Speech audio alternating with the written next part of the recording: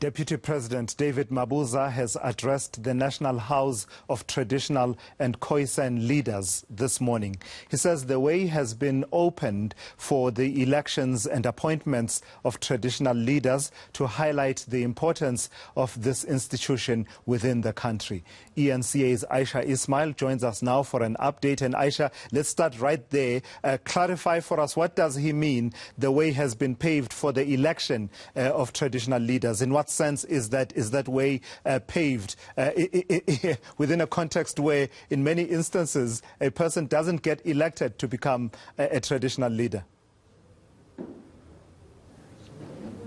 So Tula says where I'm not going to waste any time because I am now joined by the chairperson of the National House of Traditional and Khoi San leaders, and that is the chairperson, as I said, and it is Nkosikazi Nomandla Mhlauli.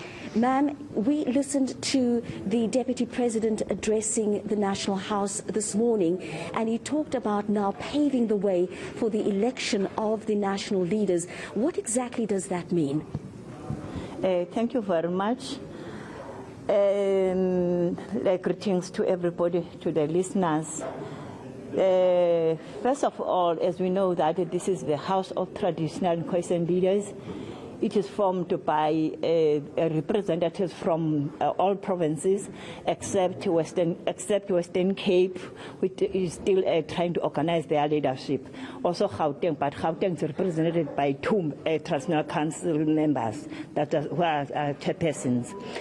Now, it's for the first time that a woman has been elected to lead this house.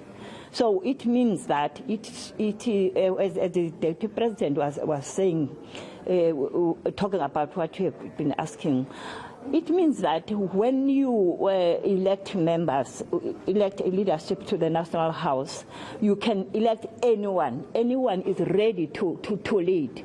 But what needs to be done is to recognize everybody, give chance to everybody. Leadership is not about personal issues. It's about to recognize everybody that has got a skill to lead.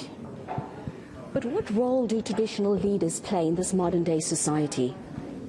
I don't even understand the term modern, but I would say democracy, yes.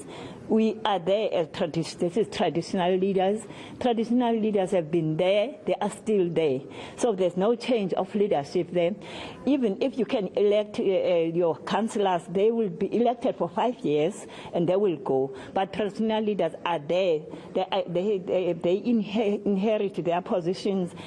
When the other leadership will come, it's either from government, they will find you there. You'll be there to proceed with whatever has been done there by those who are there. But if international leaders are not taking part, everybody will be starting afresh each and every program. And also we are there to identify the priorities of our communities. We are the ones who are clear about the priorities. Well, whoever is coming, either the department or any partner, it will be the key issue will be identified by that particular traditional leadership. So how do you intend to alleviate poverty, unemployment, and also the lack of just basic infrastructure, the lack of clean water, particularly in rural areas? Yes, as we have noticed that the communities cannot lead by words like a church house. We have decided to have our own strategy, that is invest rural strategy, a master plan, that it talks to everybody. It's either talking about infrastructure, agriculture, health, everything is there in that strategy. We are inviting everybody, that is departments. In fact, we have presented it to the President of the country. Even DP was talking about it. So we are looking at that one to be implemented.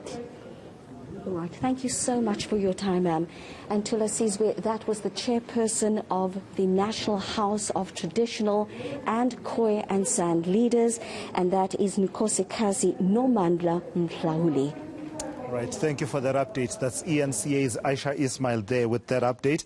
There was an important clarification, because I was a bit confused, I must say, when the Deputy President says the way has been opened for election of traditional leaders. He was talking about election onto the National House of Traditional and Khoi San leaders.